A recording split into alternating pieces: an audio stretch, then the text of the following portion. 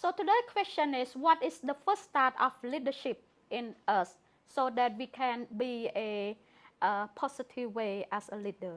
Very good. So the question of the day is a great question. It's an awesome question. It's a question that I asked when I was a little girl. How do I become a leader? What is leadership? So leadership literally starts within you. The best way to become a leader is to improve yourself. Remain teachable. I say make every person a teacher, make every room a classroom, make every table a desk, and make every situation a lesson. Remain teachable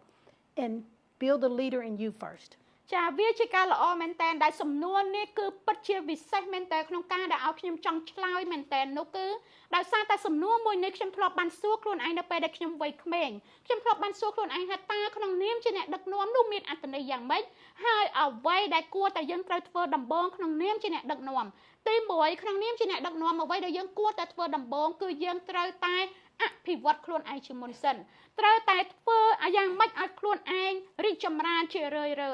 រាប់អ្នកដតីទៀតជាគ្រូបង្រៀនរបស់យើងរាប់គ្រប់ទាំងបន្ទប់ដែលយើងចូលជាថ្នាក់រៀនរបស់យើង